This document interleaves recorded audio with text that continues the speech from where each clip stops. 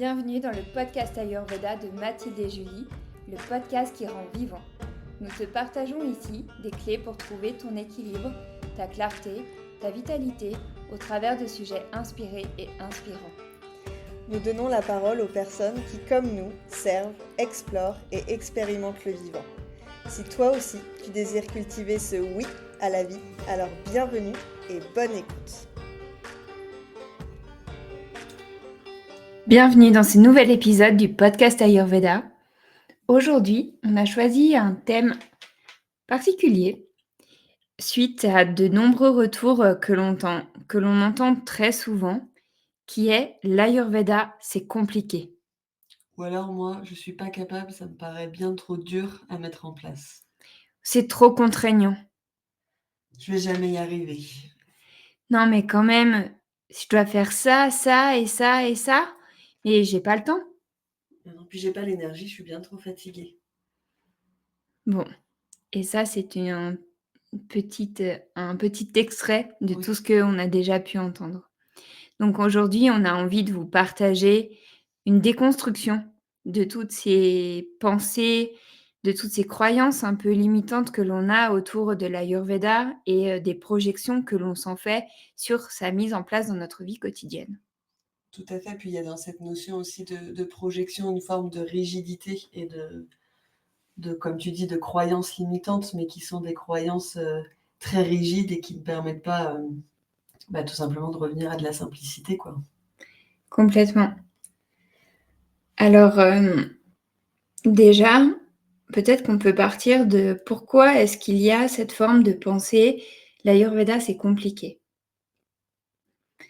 Donc, ce qu'on a pu observer dans nos pratiques respectives, et puis finalement nous-mêmes aussi, au tout début de cette rencontre avec l'Ayurveda, si l'on aborde l'Ayurveda sous les termes sanscrits, sous les concepts des doshas, La les dinacharya, toutes les choses à mettre en place le matin. tout exactement, plus après, toutes les injonctions en fait qui peuvent être, associées justement à une mise en place de l'Ayurveda au quotidien. Ça peut clairement nous paraître une montagne, je dirais même un sommet impossible à gravir. Et en soi, il y a une nécessité de remettre l'Ayurveda dans son aspect, de bon sens Oui, tout à fait. et qui ramène du coup à cette simplicité. Oui, et dans cette notion de bon sens, c'est avant tout déjà d'être dans une forme d'observation avant de chercher tout de suite d'être dans l'action, du faire, du vouloir. Et, et l'Ayurveda, ça commence déjà tout simplement dans cette simplicité d'observer au-delà de tout ce qu'on peut entendre des doshas, quel dosha je suis, quel tableau je dois aller chercher pour manger quel truc par rapport à mon dosha. Est-ce que le brocoli c'est bon pour mon dosha? Même moi, je trouve ça très compliqué, Cyril. C'est clair, moi aussi.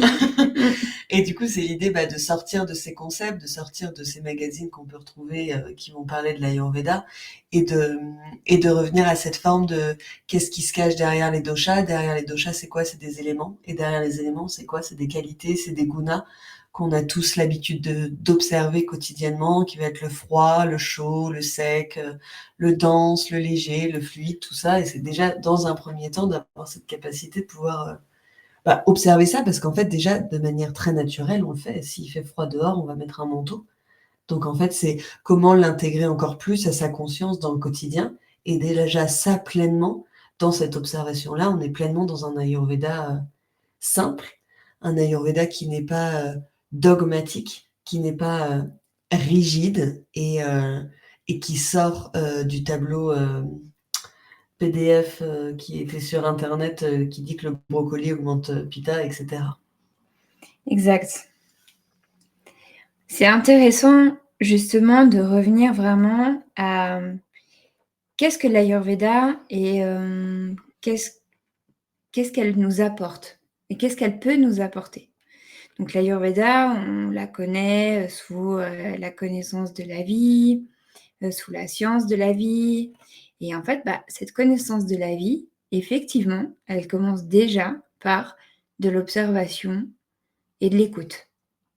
En soi, rien de compliqué.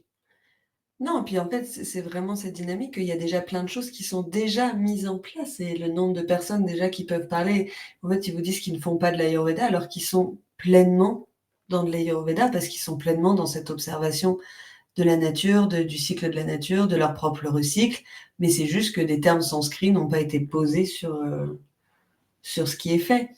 Après, tu vois, dans ce qu'on dit, ce qui me fait écho aussi, c'est que pour moi, il y a différents paliers aussi, tu vois. Et que l'Ayurveda, si on n'en a jamais entendu parler et qu'on n'a jamais pris conscience de notre hygiène de vie, de notre alimentation, et qu'on se retrouve dans une consultation en Ayurveda pour la première fois, et qu'on ressort et que ce qui nous est proposé est aux antipodes de notre manière de fonctionner habituellement, bah évidemment que dans ce cadre-là, ça va être compliqué. Et j'ai en tête là par exemple le nombre de personnes qui me disent oui mais manger ayurvédique c'est compliqué ou ça veut dire quoi? Mais en fait manger ayurvédique c'est déjà manger de saison, manger ce qui est vivant.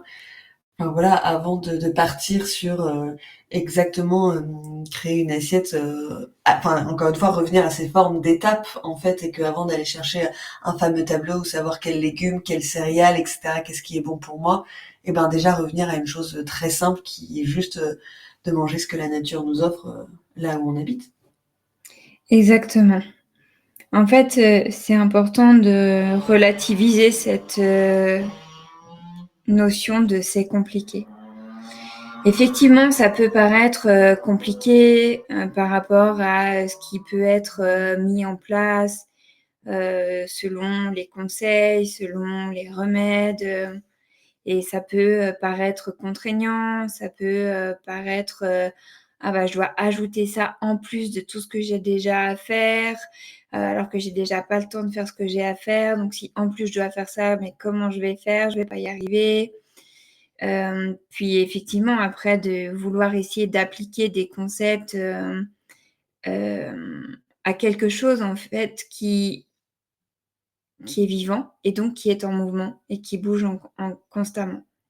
Et comme tu disais, en fait, cette connaissance de la vie, elle est basée sur l'observation et l'écoute et que déjà quand on, pose notre attention là-dessus, on regarde qu'on pratique l'ayurveda d'une manière, très spontanée et assez en fait, naturellement dans notre vie. C'est-à-dire que, bah, quand il fait froid, on met un pull, Oui, c'est ce qu'on tu disait. vois? Et en fait, c'est ce que tu décris aussi très bien, c'est que finalement, quand on va beaucoup trop mettre des choses à l'opposé de ce qu'on a l'habitude, bah, c'est tout sauf ayurvédique, parce que du coup, ça va être trop violent pour le corps. Les mouvements vont être trop difficiles à mettre en place, et du coup, ça ne va pas se maintenir dans le temps. Et donc, du coup, c'est pas du tout ce qu'on cherche à faire. D'autant plus que parfois, ça peut générer vraiment un stress physique et psychique, et venir en plus rajouter le «Ah mais tu vois, tu avais de la bonne volonté», parce que ça part toujours d'une bonne volonté de Bien «OK, sûr, là c'est décidé, je veux prendre ma vie en main pour X ou Y raison, pour une pathologie ou pour toute autre chose», et vraiment, si on veut changer tout du jour au lendemain, bah, ça ne marche pas. Et ça mmh, me fait écho par exemple avec les diètes par exemple de printemps ou d'automne où d'un seul coup des personnes vont souhaiter se mettre à mettre de l'ayurveda dans leur vie, mais qui du coup vont considérer par exemple c'est jeûner pendant plusieurs jours ou manger que des bouillons de légumes, etc. Alors qu'en fait déjà ils n'ont absolument pas l'habitude de faire ça dans leur quotidien et que du coup ça va plus choquer leur corps et donc du coup ça va plus aggraver sur le coup, elles vont peut-être ressentir un léger mieux, mais en fait ça dépend si on regarde à court, moyen ou long terme. Et en général, à moyen long terme, c'est pas du tout ce qui fait du bien, bien au contraire. Et en plus, le mental, on vient vraiment déréguler le mental parce qu'il y a vraiment toutes ces notions de tu vois, tu n'y arrives pas. Et du coup, on va aller se disperser parce qu'on va aller chercher plein de choses et on va vouloir mettre plein de choses en même temps. Mais finalement, comme ça ne s'installe jamais réellement dans le temps, bah, c'est aussi une forme de fuite énergétique, une fuite d'énergie qui épuise. complètement. Et je crois que c'est très important aussi de se rappeler que quand on décide d'aller voir, un thérapeute en ayurveda, on reste souverain, en fait, face à ce que le thérapeute propose. C'est-à-dire que, OK, quand on va chercher un thérapeute, on va chercher une connaissance extérieure pour nous amener une grille de lecture complémentaire à la nôtre, qui puisse mettre en lumière justement des choses qu'on ne comprend pas, des choses qui se passent dans notre vie, dans notre corps, dans notre psyché, dans notre cœur, dans nos émotions. Néanmoins, on reste souverain, c'est-à-dire que l'autre est là pour proposer une grille de lecture, est là pour proposer une connaissance, une autre mise en lumière, une autre manière d'aborder et de comprendre ce qui est en train de se passer. Et donc, derrière, de pouvoir proposer effectivement des conseils qui semblent adaptés. Maintenant, chacun d'entre nous est souverain de dire: «OK, ben, moi, par rapport à ma vie, je me sens, capable de mettre ça, ça et ça en place», ou alors de mettre déjà une seule chose en place. Et c'est ce qu'on vous avait partagé dans un des podcasts, je crois que c'est sur, l'intersaison là entre l'hiver et le printemps. On vous avait dit, que justement, il y avait une nécessité que les habitudes puissent être changées de manière progressive entre 2 saisons. Sinon, c'est trop brutal pour le corps et le corps ne suit pas, ce qui a un impact derrière sur la vitalité, l'immunité et l'équilibre global. Eh bien, lorsqu'on décide de s'en remettre, en tout cas à l'Ayurveda, d'aller, rencontrer sa vision et son état, d'esprit par rapport à une manière de voir la vie et de la vivre, eh bien, il y a, une invitation, là aussi, à le faire de manière progressive et peut-être à, effectivement, d'abord, installer, un conseil et de l'expérimenter puisque l'Ayurveda, c'est avant toute chose, c'est ça, en fait, c'est de l'expérience et de l'exploration. Et parfois, quand on se sent déjà surmené, surchargé par nos vies, peut-être que d'explorer, d'expérimenter un seul conseil, c'est déjà énorme. Et on a l'habitude de on a peut-être même l'habitude et la sensation que plus il y a de choses et plus ça va changer des choses et plus ça va être efficace ou pas en fait. Parce que si effectivement derrière, comme tu le dis, ça nous amène à une forme de jugement sur soi parce qu'on n'arrive pas à mettre les choses en place, parce qu'on va se juger qu'on n'est pas assez ci, on n'est pas assez ça, on n'y arrive pas, on va jamais y arriver, eh bien en fait c'est pire. Et l'Ayurveda nous dit que nous sommes en fait des êtres d'adaptation. Et cette adaptation, elle parle de notre capacité à mettre en mouvement nos vies, à apporter des changements, à apporter des transformations et que cela se fait toujours dans un rythme qui nous est propre et que parfois, on va peut-être être capable de mettre en place 3 conseils d'un coup et peut-être que parfois c'est un seul et ça suffit. C'est jamais une question de quantité, c'est toujours une question de qualité et de qualité d'écoute et d'observation. Tout à fait. Et tu vois, dans ce que tu dis, je me rends compte aussi de l'importance de trouver le thérapeute avec qui tu vas pouvoir te sentir pleinement libre d'exprimer que ça te paraît pas possible.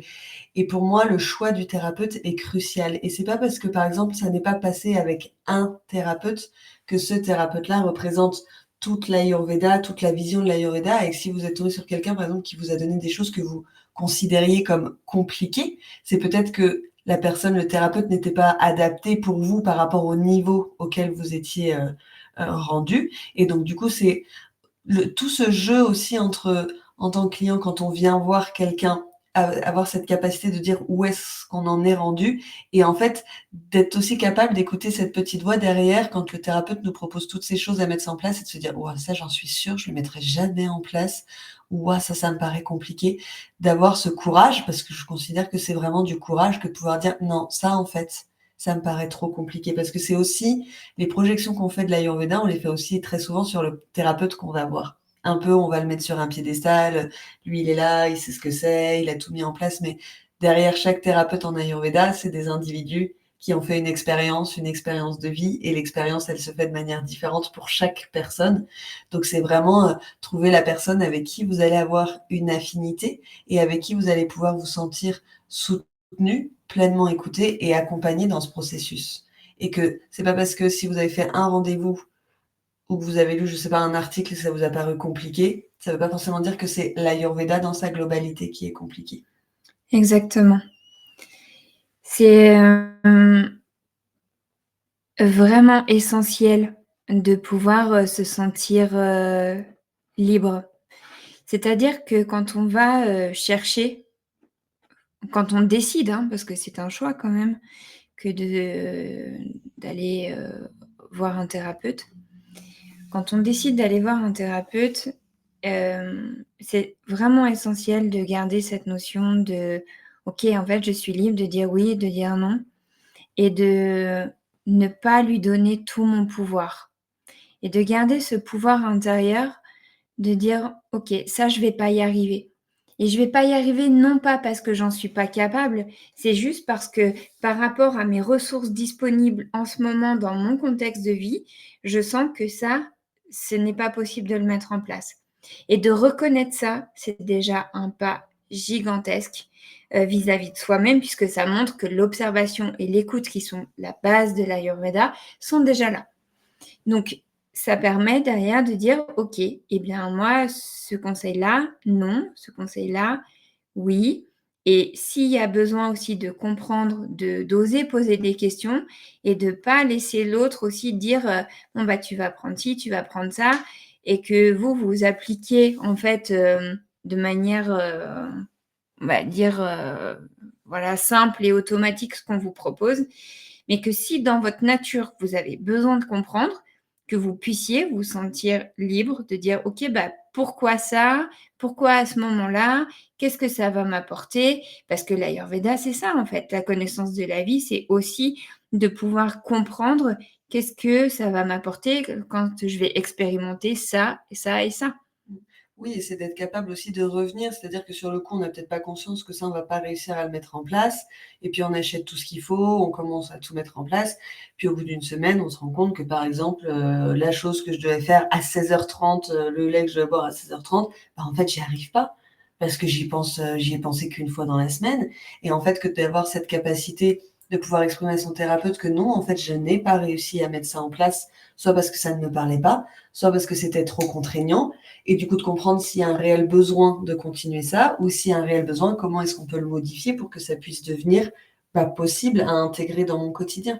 Exactement et c'est en ça que cette notion de «c'est compliqué», elle est aussi beaucoup relative à vous, à nous, pour que vous puissiez dire: «OK, là, ça me paraît peut-être compliqué ce que vous me proposez.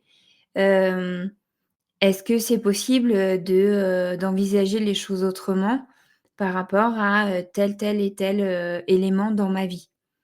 et en fait, enfin, chacun d'entre nous, en fait, est responsable de ça. C'est-à-dire que, il y a la possibilité d'ajuster. Puisque l'ayurveda amène à de l'adaptation, à cette capacité d'ajustement. Néanmoins, pour que cet, ajustement puisse se vivre, il y a besoin de l'exprimer et de le formuler et de pouvoir, effectivement se sentir libre de dire: «Bah, non, ça c'est trop compliqué par rapport à ma vie maintenant, est-ce qu'on peut changer?» et bien sûr que la personne en face de vous, elle est censée être capable de pouvoir vous proposer des ajustements.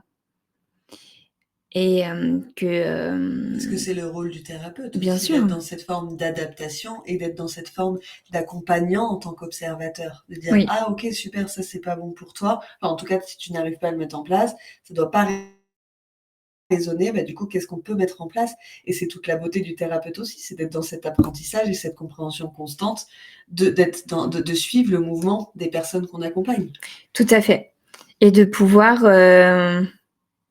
en fait, voilà, un thérapeute, il est là pour servir la personne qui vient et parfois, dans certains cas, c'est vrai qu'il est peut-être possible que, le thérapeute soit en mesure de vous expliquer: «Bon, OK, peut-être que pour ce conseil-là, il y a pas d'autre choix parce que» et qui vous explique. Ça peut arriver dans certains cas et là, c'est tout à fait au thérapeute, en fait, d'être pédagogue et de pouvoir, être dans la capacité de vous expliquer, oui, non, pourquoi et que vous puissiez vous approprier, en fait, cette proposition.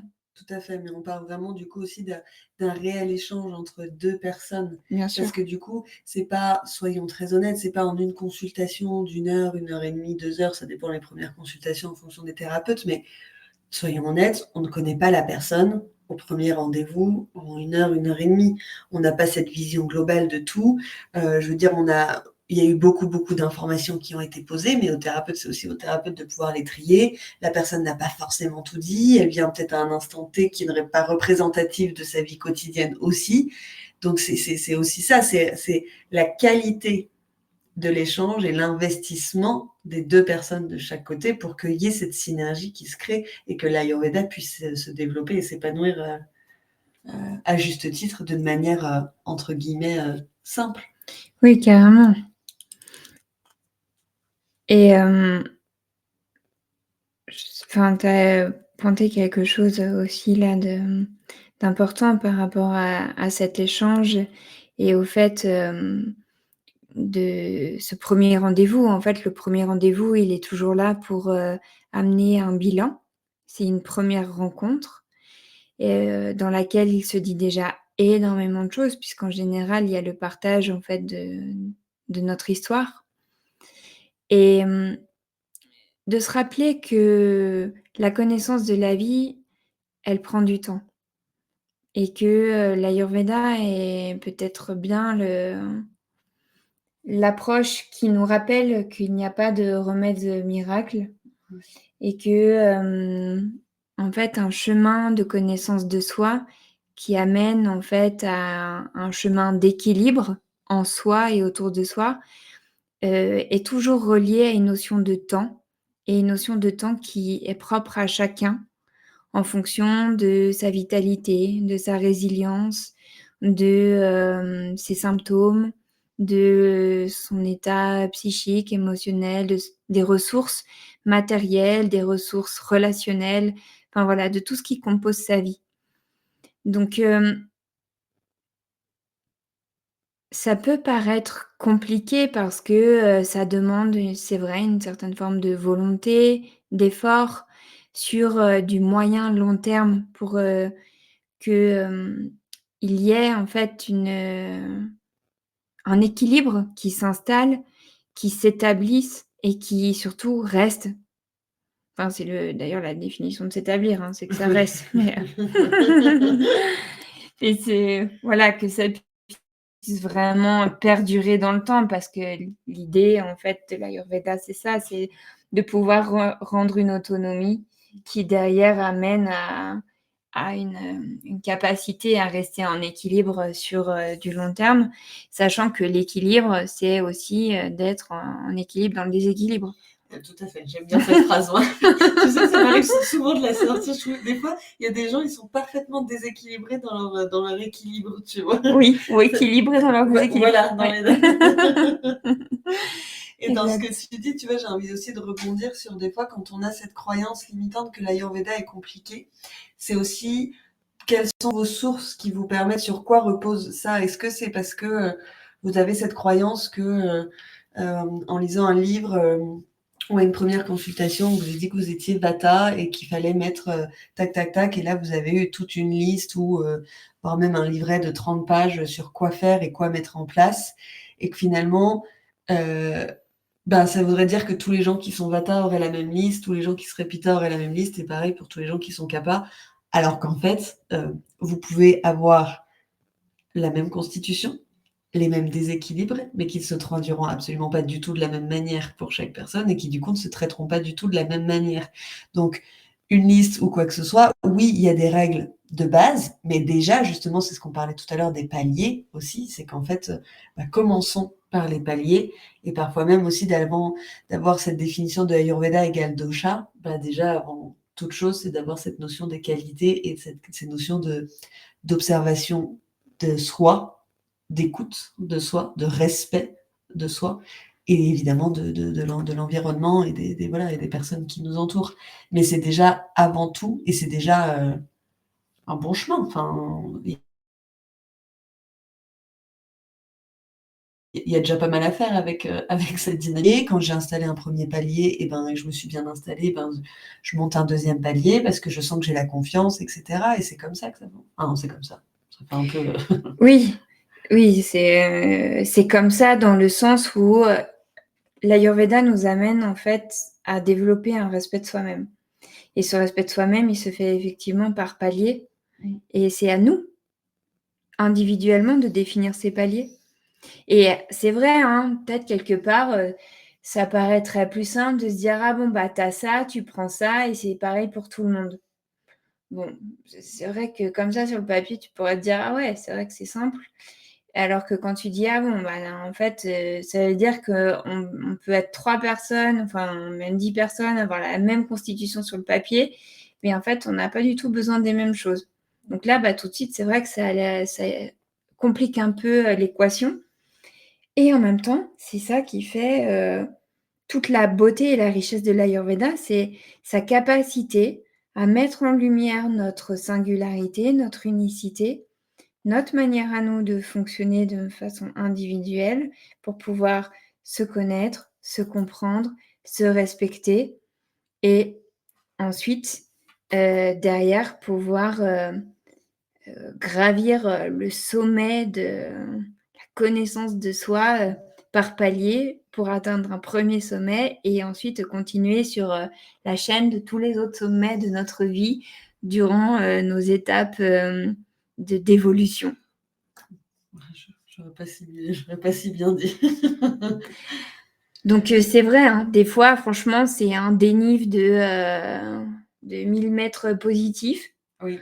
Puis derrière tu as là un dénive de 1500 mètres, négatifs. Tu es là: «Waouh!» Tu parles de dénivelé là? Oui Oui. et après il faut remonter à nouveau Mmh. et en même temps tout ça peut se faire, par, palier, par progression, par entraînement, par adaptation, et que, voilà, ça peut rester en fait simple, accessible et beaucoup relié à du bon sens et que: «Attends, là, je suis à la moitié du dénive. Attends, j'ai soif». Bon sens, je m'arrête, je bois un coup. Beh oui. Mmh. «Ah, un petit papillon. OK, trop bien». Ou une cascade comme on a pu Ou faire une hier, cascade, tu vois? Oh, une belle exact. cascade, on s'arrête un peu. Voilà et après hop, on reprend. C'est Donc ça. ça peut, enfin C'est les étapes en fait, c'est c'est la même vraiment chose, ouais. ouais. Et tout dépend de où est-ce qu'on en est rendu dans son propre chemin de vie. Exactement. Donc l'Ayurveda, c'est simple. Oui. Et c'est adaptable à tout le monde. Mais C'est vraiment pour tout le tous. monde. Tout le monde.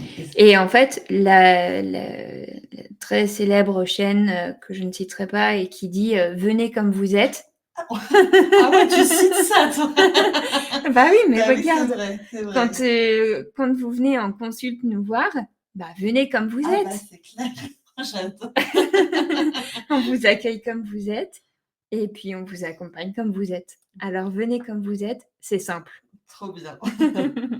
Bon, bah, merci beaucoup en tout cas d'avoir pris le temps de nous écouter. Venez échanger avec nous, hein. On vous rappelle qu'on adore vraiment prendre le temps de pouvoir discuter et de savoir est-ce que vous considérez que l'Ayurveda c'est compliqué et quelles ont été vos expériences, en tout cas dans les débuts ou dans la continuité de votre parcours avec l'Ayurveda. Et À on très vous dit à bientôt. bientôt.